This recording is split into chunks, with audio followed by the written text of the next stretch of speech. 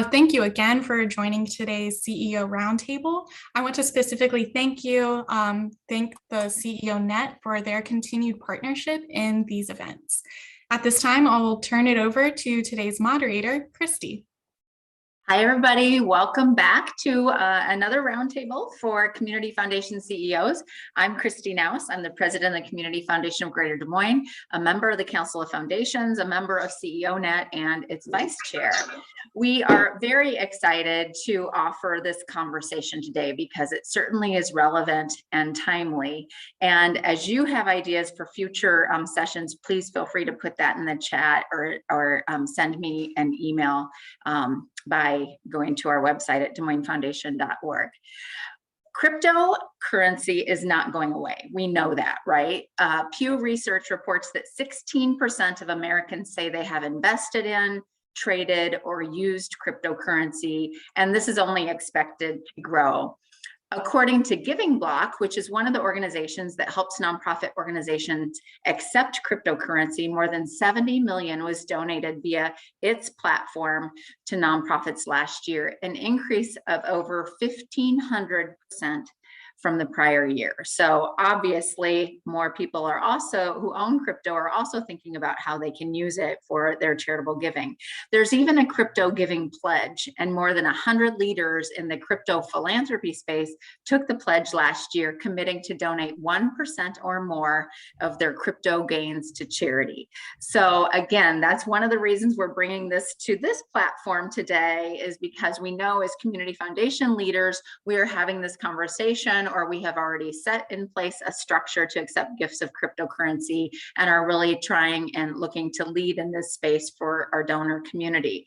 So I've got some community foundation CEOs who have agreed to join us today because indeed they have had this conversation both at the internal and board level, and have been marketing this out to their donor community as well. And so thank you to our conversation starters who have agreed to join us today.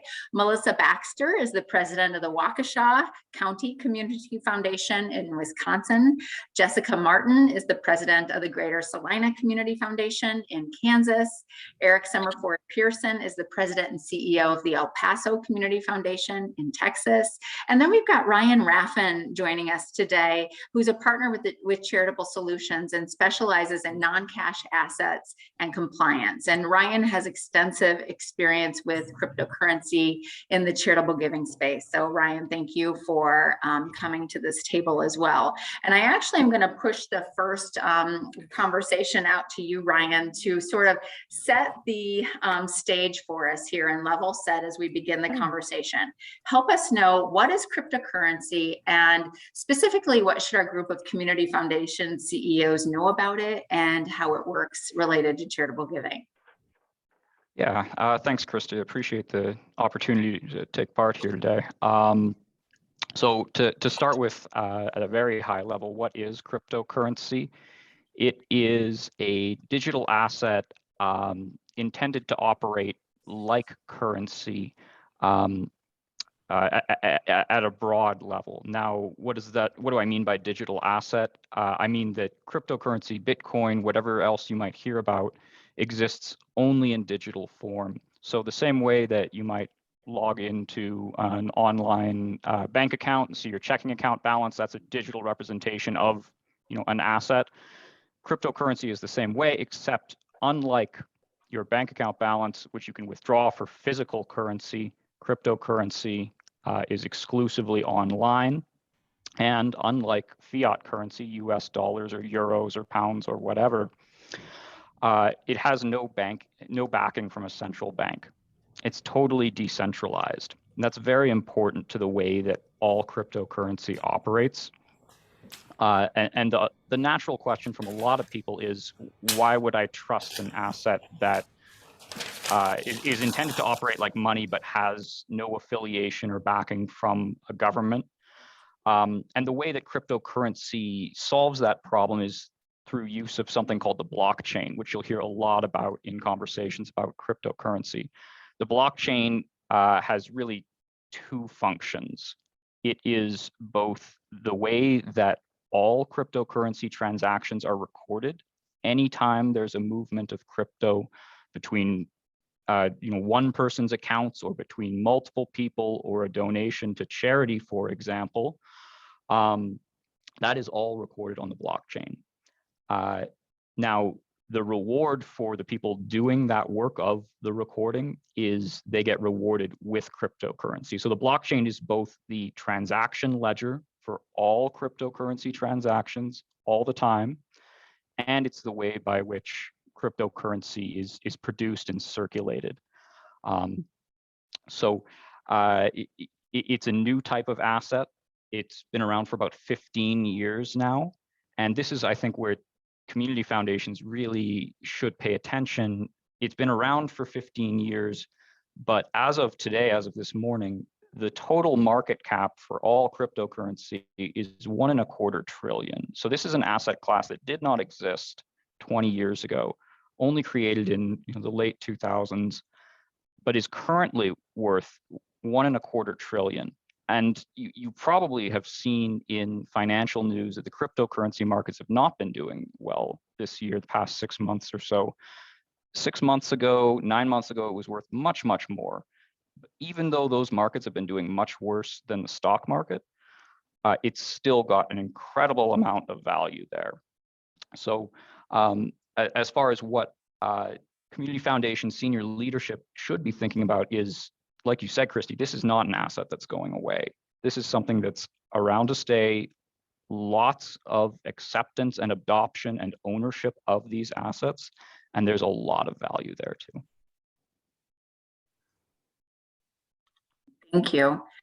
I know we have a lot of questions, and so we're going to encourage you to put that in the chat, and we'll try to vet that for you. And we'll continue this conversation by, I'm going to ask you to dig a little bit deeper, Ryan, in actually accepting gifts of cryptocurrency and what that looks for community foundations or other nonprofit organizations as well. And so even in terms of helping us understand, I think there are really 3 or so ways that you can go about setting yourself up for this. Do you want to kind of walk us through what those look like? Sure. Yeah, there's 3 ways that I've ever heard of. The first one is the most obvious, although it's probably also the most work. And that is the community foundation can accept the cryptocurrency directly.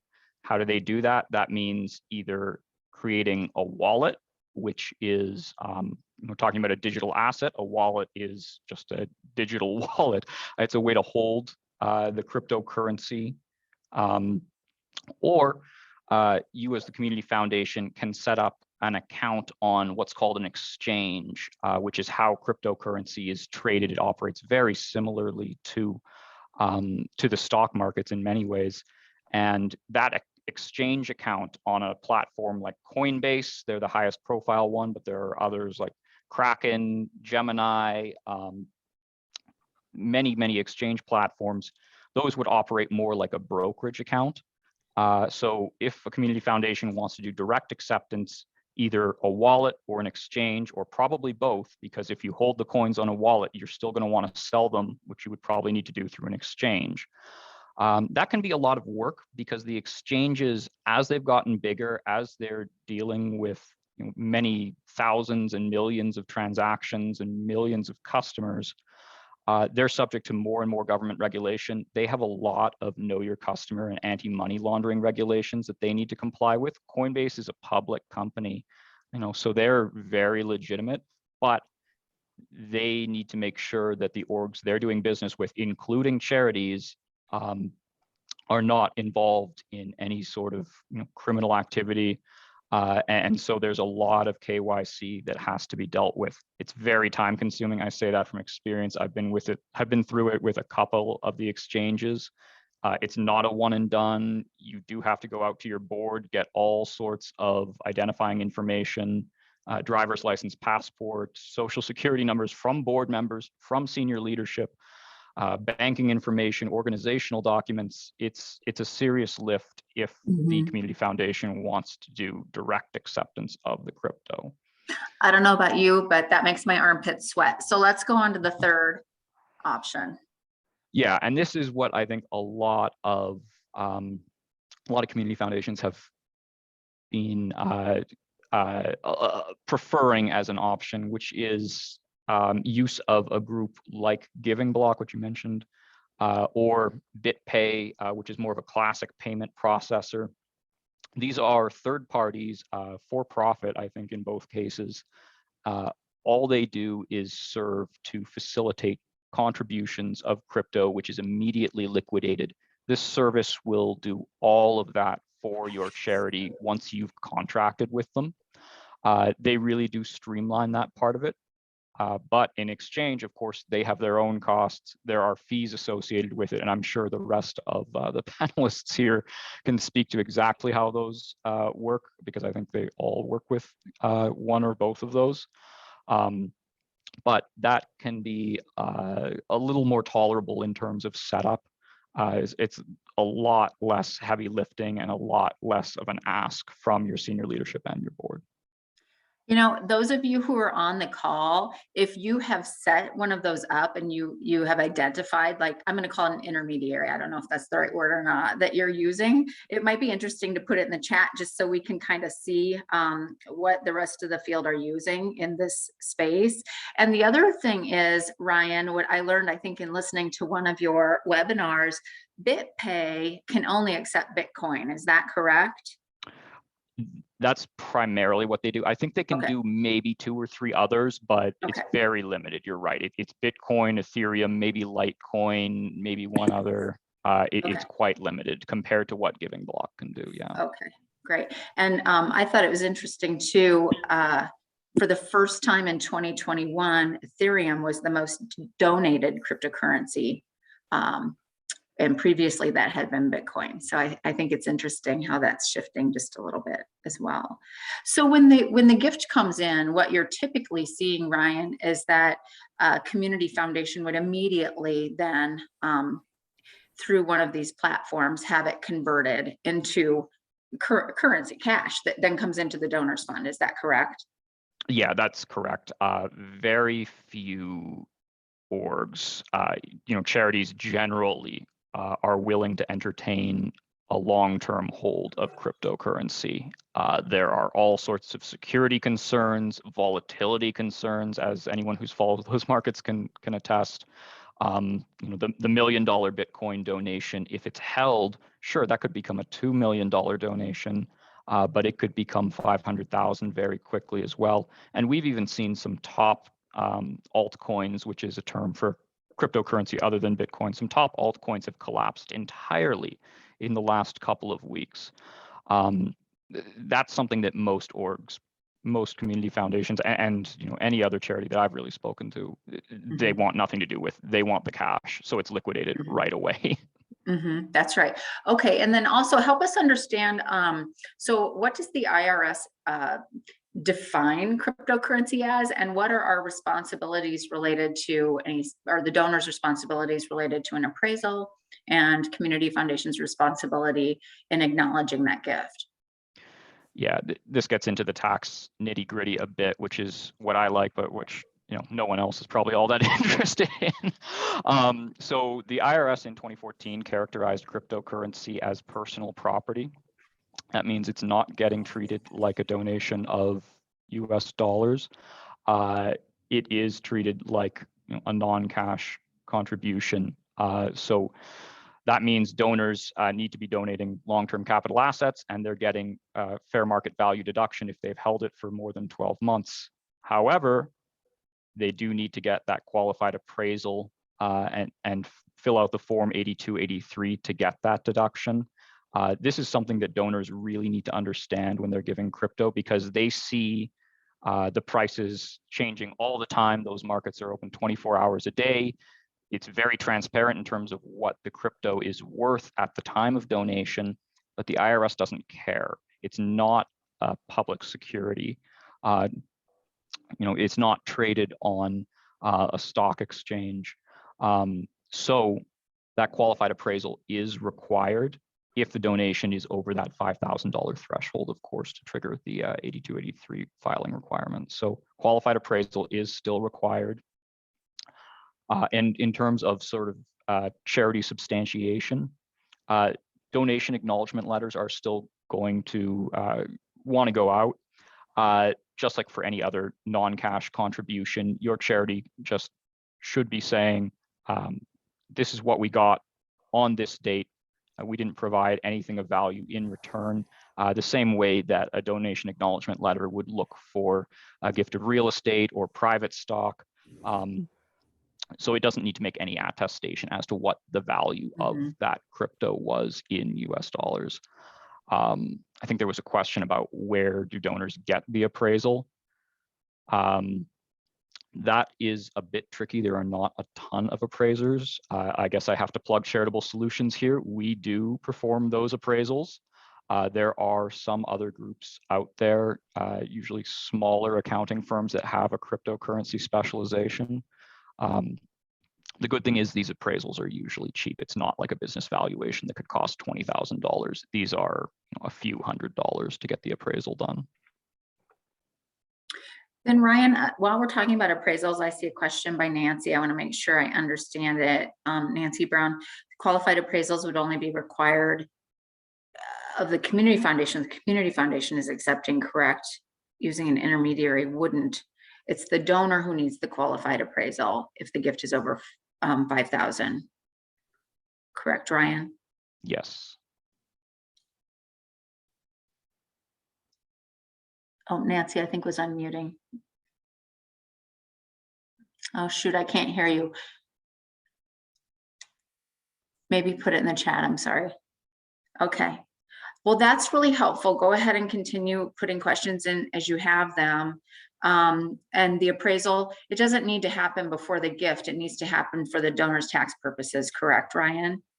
Yeah, it could be done before the gift, but because the prices are so volatile, no crypto donor has ever done that, to my knowledge. They always do it after the fact of the donation.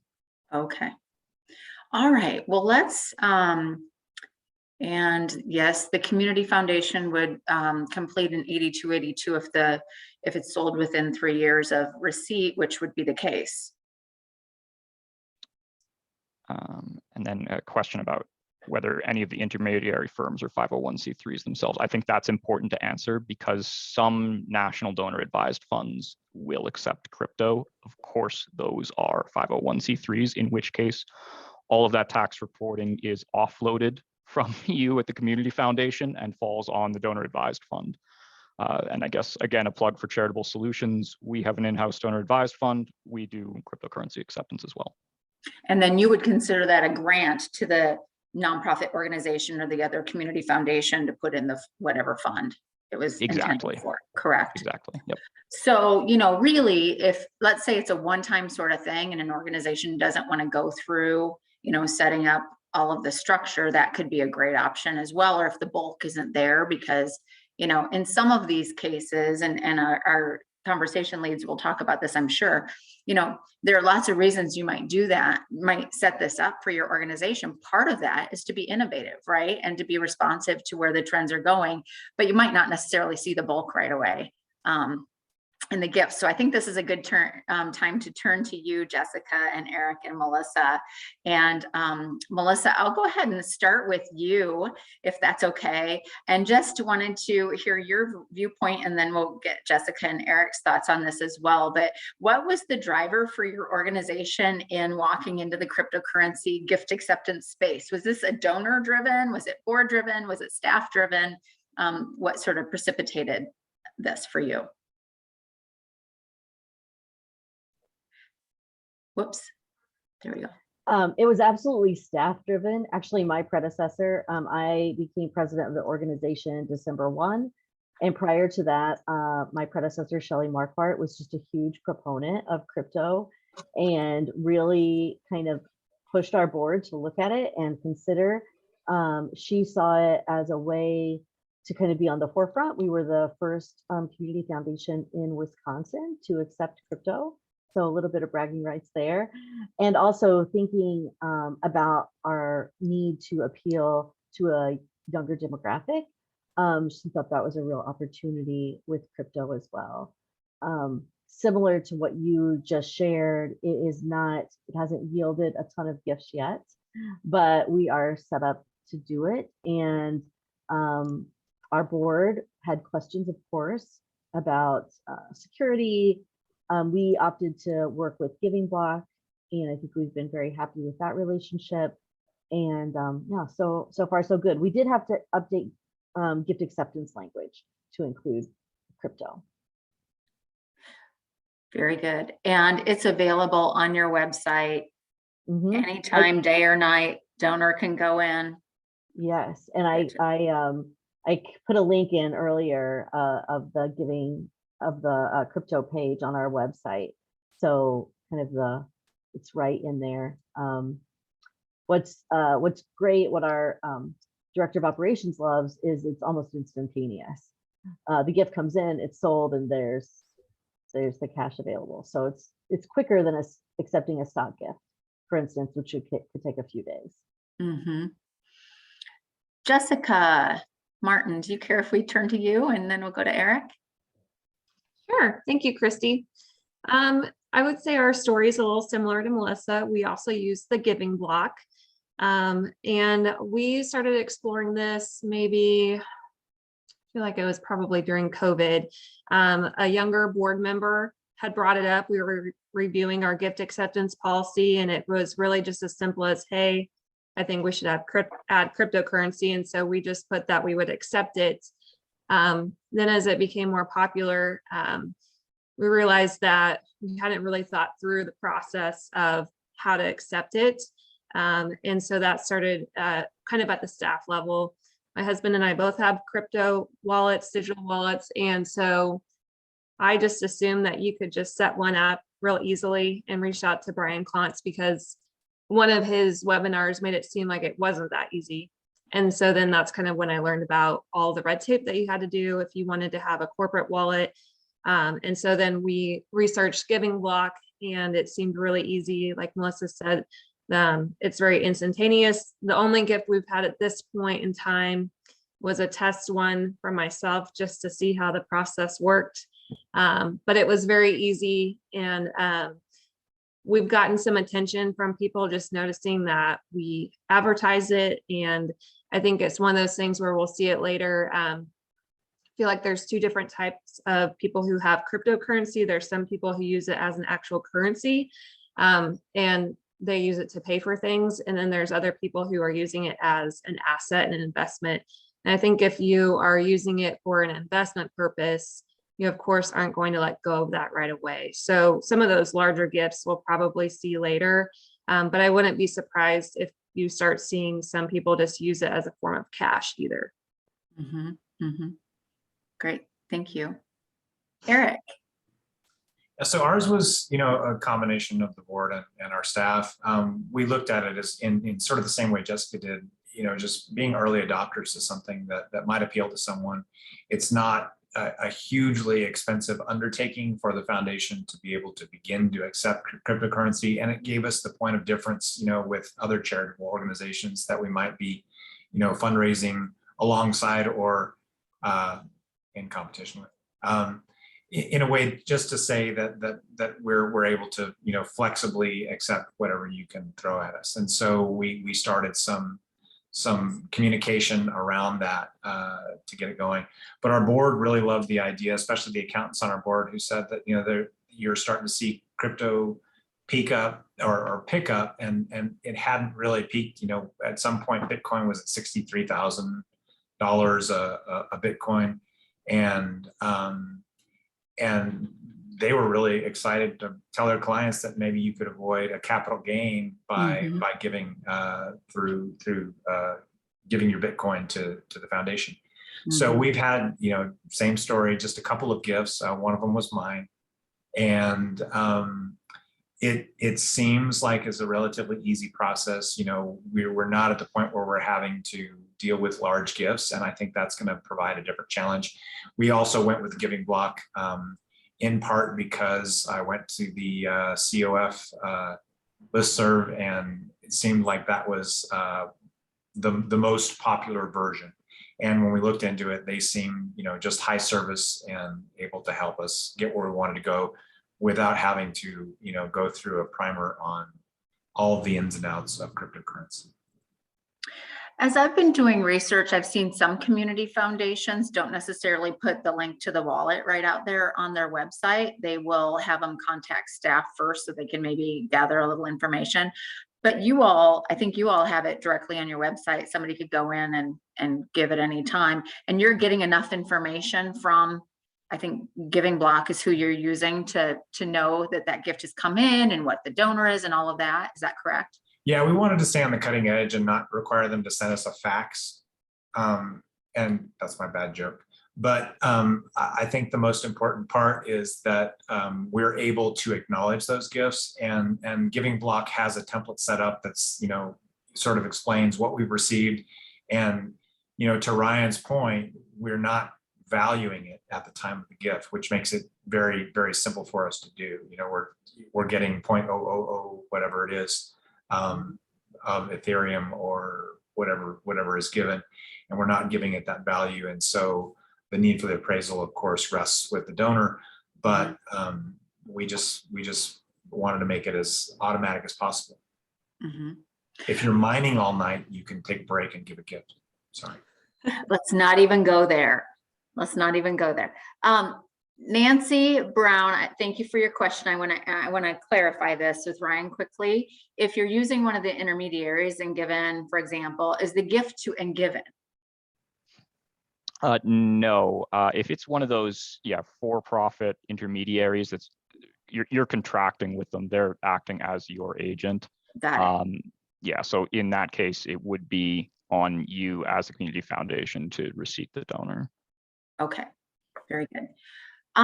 One thing that Jessica said, I think it was you, Jessica, you said it was maybe a younger board member that brought this up. And Ryan, what's the demographic, the donor demographic look like for this? Because it's probably likely different than our typical donor community of the 60s and older, right? Yeah, it does tend to skew younger.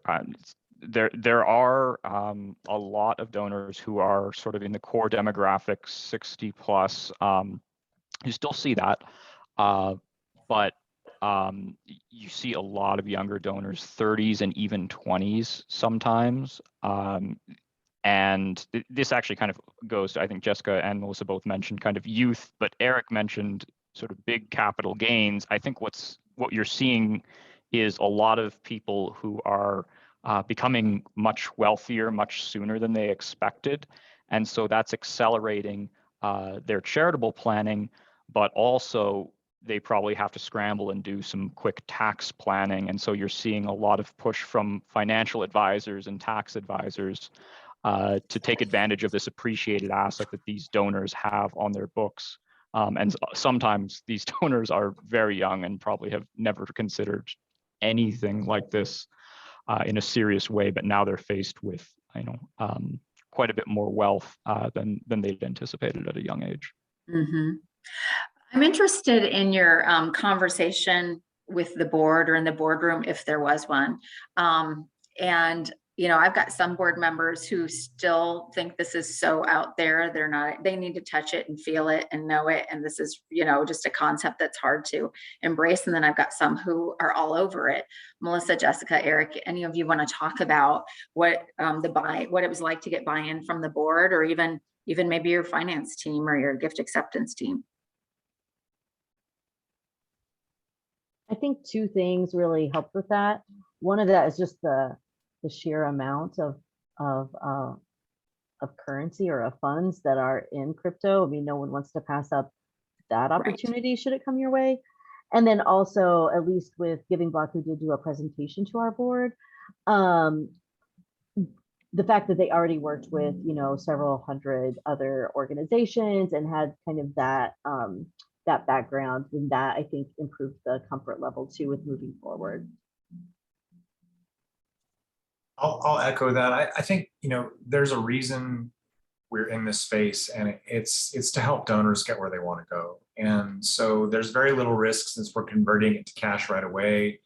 We're just accepting a gift, and our board was very open to that, especially with the cash conversion, because we've been stuck in other situations with real estate, et cetera, where, we're valuing it, but we're pending sale to convert something. So this is automatically converted because these things are traded all the time. They were very comfortable at that level. And again, really thinking that this could be, one of these days we'll get that larger gift that will create the problems we want to create, which is immense ability to serve our community in a greater way. Yeah, mine's the same. There was no issue. We have a board member who's in his mid-70s that understands the crypto landscape, and then we have board members in their 20s. So everybody, I think the question is, why wouldn't you? If it's a legal thing to donate, why would you say no? And it's easy to convert to cash. Then it's actually one of the easier things to convert to cash than we accept. We just did gold coins, and that took a really long time to find an appraiser and all the things. And that's something that you can physically hold. And the crypto is a lot easier to convert. Yeah. So let's shift that a little bit to, okay, we've talked about the boardroom. How are you talking about it to donors? How, what have your marketing strategies look like? Have there been, to sort of let your community know that you're stepping into this space? I'm really interested in that. And I think I'll start, Eric, with you this time. We just started putting it on social media where we thought our audience was. We've done some layout ads in a local business weekly, crypto Venmo, all for El Paso kind of stuff, bad rhymes, and which is where I live. And the idea is just to let people know that it's out there, and honestly, be the first voice in that place where people are talking about crypto as this weird, mysterious enigma. We're turning it into something that in our heads can turn into profit for the community, that you can really do something great with that, not just hold on to it and talk about how smart you are. So that was sort of our approach in getting it out there. Again, it hasn't caught yet. I'm waiting. I'll make my second gift after this meeting. Yeah. Jessica, how are you talking about it? It's been kind of a slow rollout, if you will. So we put it in a fund advisor letter that we send out with our quarterly statements. And we just did an example that showed if you had appreciated Bitcoin, that was when it was up, what you would save on capital gains and how you could utilize that. And that actually triggered some response of just some advisors calling and curious about that. We also did a donor survey, and one of our questions was, what types of assets do you plan on donating to the foundation? And with that one, we were actually curious if we had any land gifts coming up, because we aren't in that position as some others are to hold the land. But we included crypto, and we found out that we had 4 people that were interested in donating crypto. So I think just through that, social media, Twitter seems to be the main place for that field. But we've had people just see it on our website and ask. So we have it in all the places. And if we know of somebody that's in that space, we've definitely let them know that we can accept it on their behalf. Mm-hmm. Good. Melissa, anything to add there? Not really. We've kind of done a very similar thing, use social media channels. It's on our website. There was a little bit of a push early on. And again, we haven't had a ton of gifts, but who knows? We're prepared. We are next week offering, we call it Donor Connect, and many times those are in person on a particular topic or to learn about a particular issue in the community, but we're doing it on cryptocurrency and specifically charitable giving. And I think we've got 75 donors signed up. This one's going to be virtual. Then we're doing a part 2 just for nonprofit organizations in our community so they can understand about gift acceptance related to cryptocurrency. Have any of you received questions from your nonprofit sector about getting into this space, or do you know if they're accepting gifts of cryptocurrency in your communities? Melissa, do you know? Or I have had a few of our nonprofits ask, what we're doing, what partner we were using. We haven't had anybody ask us to do like a pass-through gift. That's what I'm wondering. Like yeah, we do that sometimes for stock gifts. But we have had some with an interest in finding out kind of how we have managed that process. Jessica or Eric? No? Okay, great. There was a question in the chat we wanted to dig into. Our, oh shoot, where is it? Hold on, you guys. Are foreign cryptocurrencies treated differently, Ryan? It depends. So it depends a lot on which type of cryptocurrency and what exchange it might be traded on or might not be traded on. And it depends on where the donor is, and importantly, if they are a US taxpayer. A lot of the overseas exchanges, many of them based in Asia, they will trade altcoins that may be very actively traded overseas, but are not traded at all in the United States, and which a United States-based org would not even be able to trade if they were to receive it. The exchanges that are overseas, if they're based in Asia, may not allow US residents to withdraw the currency, and even US-based exchanges for certain foreign tokens may not allow US residents to trade and withdraw USD from sale of those tokens. So in the case of assets like that, that's where looking at the website CoinMarketCap is usually helpful. If you're getting an inquiry about a very off-the-wall cryptocurrency altcoin, you might want to go on to CoinMarketCap and see, okay, is this thing trading on Coinbase or Gemini? Is it doing a big volume? Because there may be restrictions on whether, yeah, exactly. There's the link there in the chat. There may be restrictions on whether US-based entities can receive the asset, or even if they can receive it, whether they can sell it. Those opportunities are usually ones that have to be declined, unfortunately. If it's a US taxpayer who's overseas and has a bunch of Bitcoin, that's probably no problem. If it's something weirder than that, that might be dicey. Okay, Ryan, stay right there. I want to go to Nancy's question again regarding the appraisal. Is the expectation that the donor is securing the appraisal similar to other gifts of personal property? The answer is yes. Do you also get an appraisal, or do you simply book the cash conversion? Yeah, we book the cash conversion when we do it. Okay, very helpful.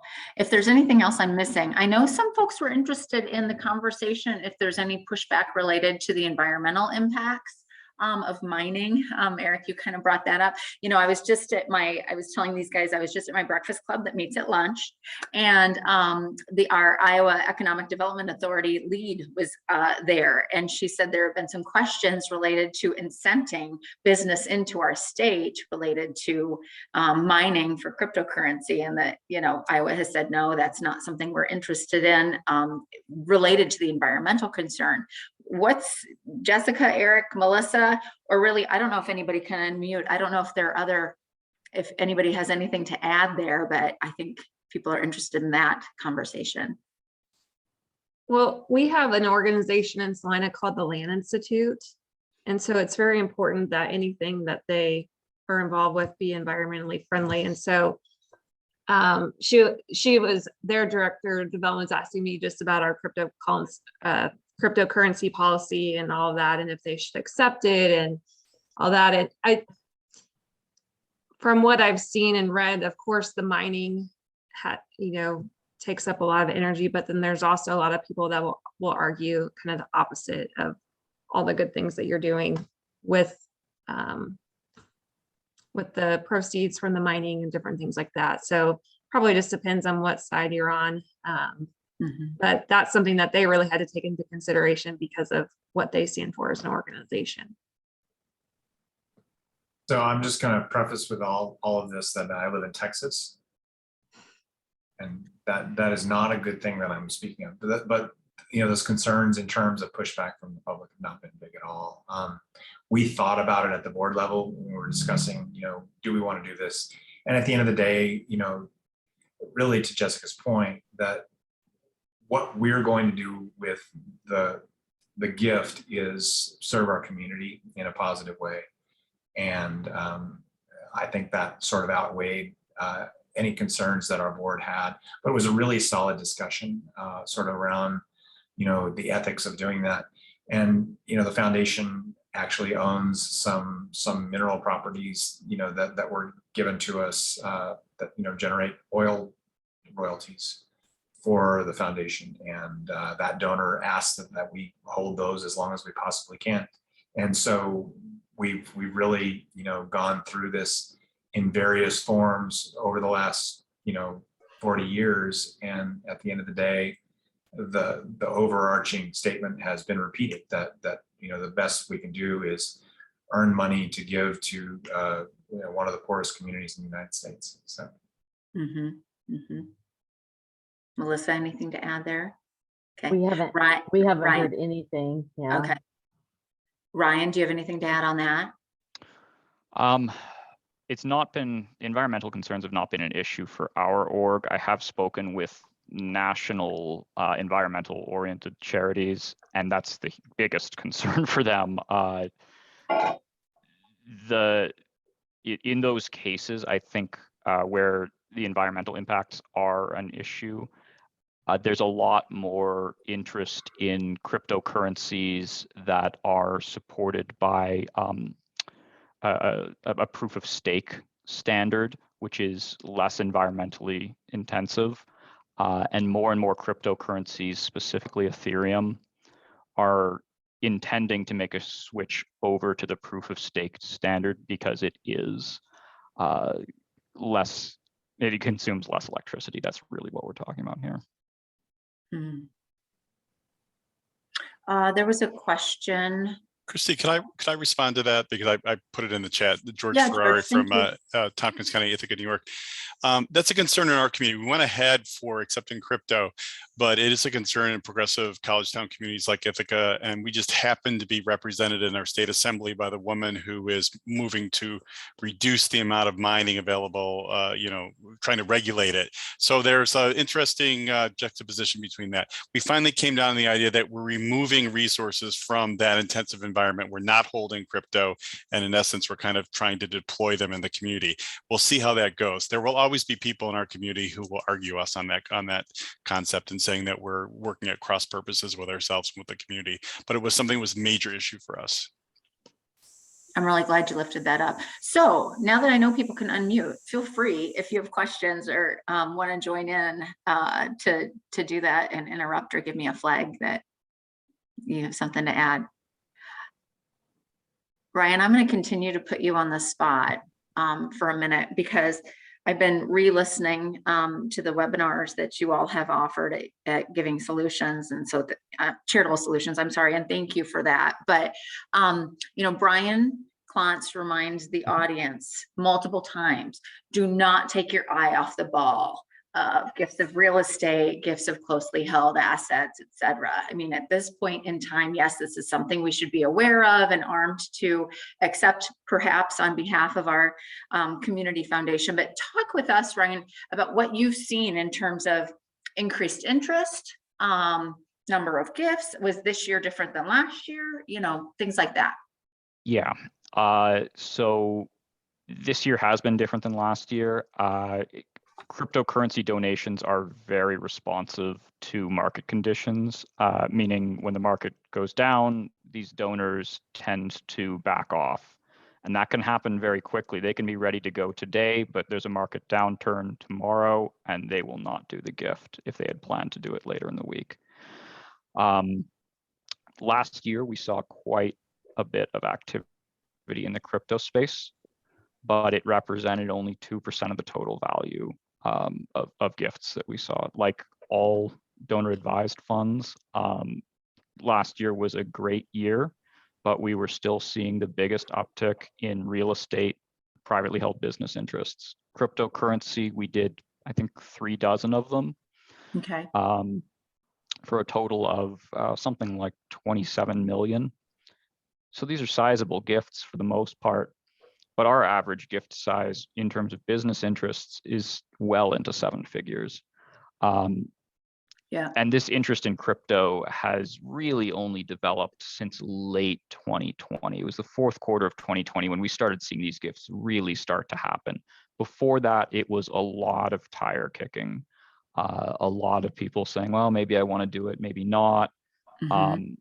And for years, we started getting set up to accept crypto in 2018, and there was very little activity in the first 2 years.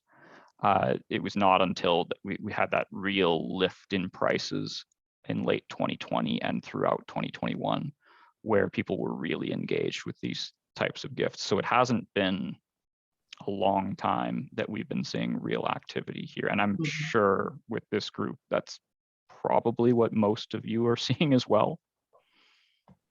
And when you say real activity, those are, real gifts. But in terms of phone ringing off the hook, I think you've seen a lot of questions related. Yeah. Normally for us, it's about 8 leads to complete one gift. With crypto, it must be 20 or 30 leads to complete one gift. Okay. It's a lot of conversations. So I think that's helpful for the audience and helpful for our charitable giving teams. We always say, this is a marathon, not a sprint. And in some cases, this is a marathon in the conversation, but might be a sprint at the moment that it's happening, depending on the value is what I'm hearing. Any other questions before I go to our conversation starters for last thoughts? Is there anything that I've missed? I think there was a question about concern that the market would become illiquid. Any thoughts about that from our panel? I had a couple. So if the concern is about illiquidity derived from regulation, that's a possibility. Very hard to predict. More broadly, illiquidity can be an issue with altcoins where it may not be trading a high volume. If you have a donor who says, I'm one of the creators, inventors of this coin, and I've got $5 million to give, but it only trades $2 million a day, you're going to have a hard time getting out of that crypto. And that can be a real problem. Similar problem where you do have that foreign crypto that doesn't trade for US residents. And then I think Alec had a question about using a conversion service that can work, but that's a sophisticated maneuver. So again, CoinMarketCap is a real resource in terms of present day illiquidity. Future illiquidity for the market more broadly, that's going to be dependent on regulations, and those are challenging. Mm-hmm. What about a question that I asked at my luncheon today was, are there like financial advisors in this space, like helping what to invest in or what?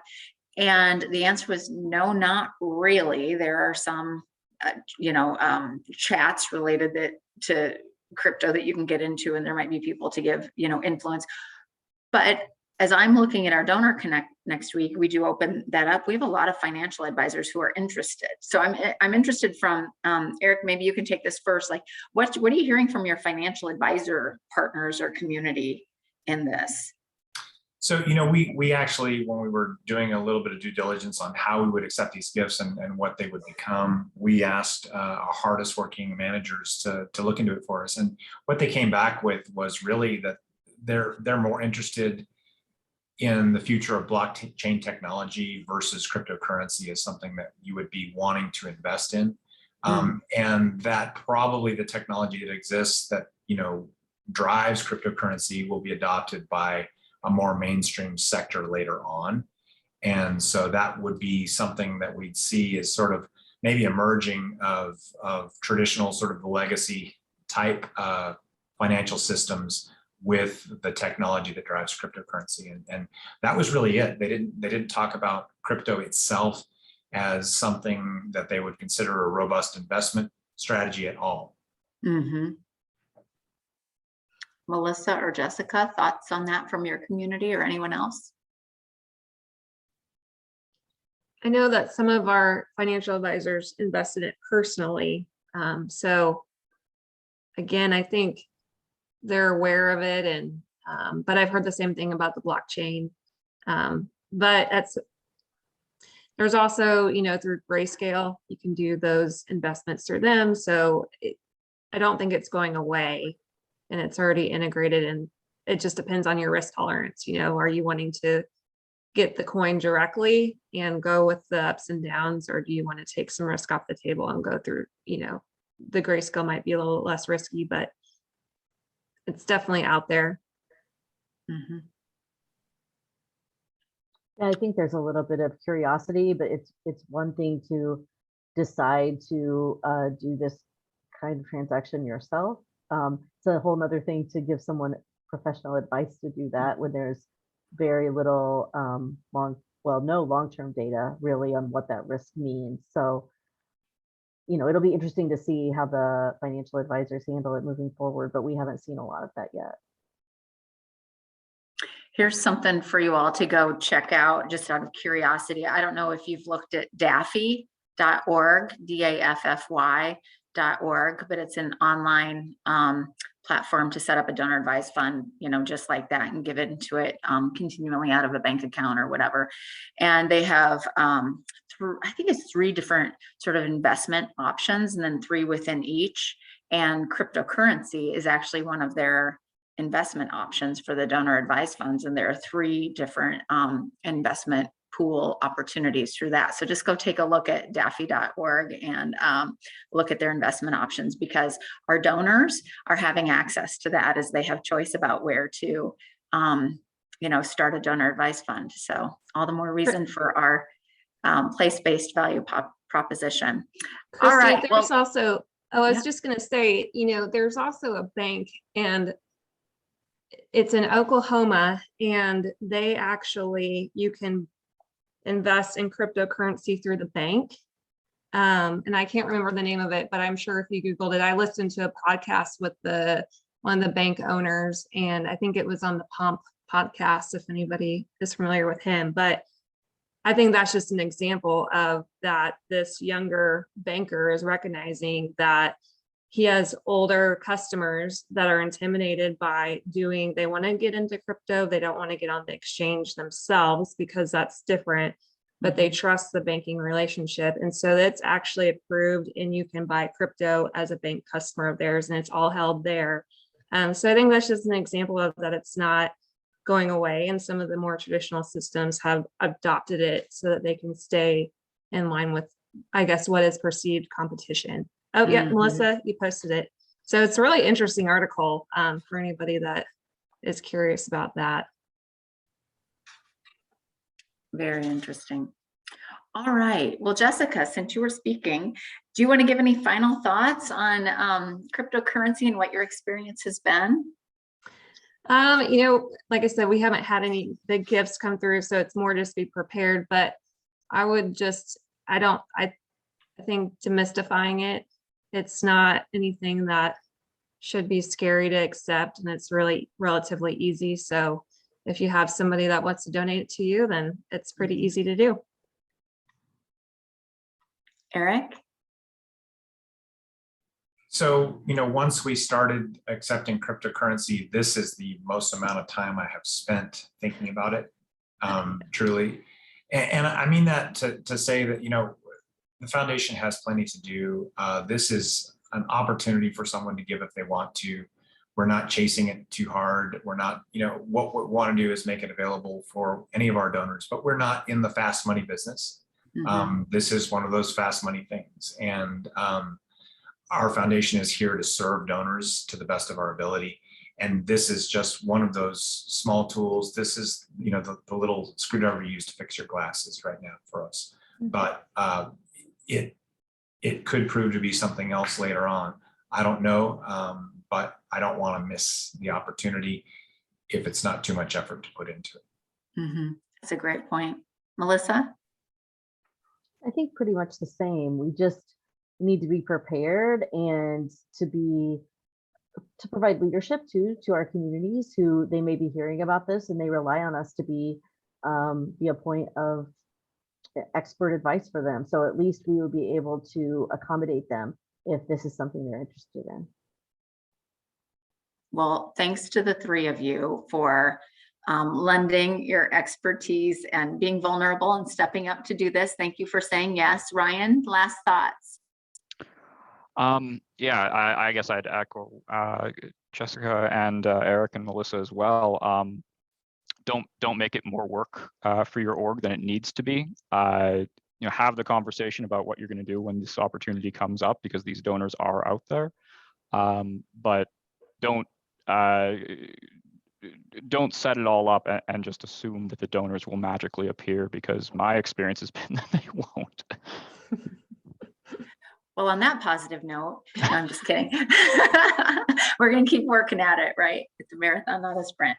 Well, thank you all so much for joining today. We are going to have another roundtable later this summer or early fall, once we all sort of get our pace back. And I did just want to let you know that CEO Net is planning a retreat for Community Foundation CEOs. Yay, it's been a long time since we've all been together. And so right now you can mark your calendars, September 7th through 9th. We're going to be in Chicago, the Windy City, and bring all of our breeze into Chicago for a couple of days. We've got some speakers confirmed. The title of the retreat is Community Foundation and Civic Healing. We'll be downtown Chicago, September 7th through 9th. Confirmed speakers are David Brooks, columnist for the New York Times, Frederick Riley, Executive Director of WEAVE, which is part of the Aspen Institute, and Diana Aviv, the CEO of the Partnership for American Democracy. So there will be opportunity too for just Community Foundation CEO time together. So please block that, and more information will be coming soon on the CEO Net website. So thanks everybody. Have a great rest of the week, and be in touch if you have other ideas. Thank you.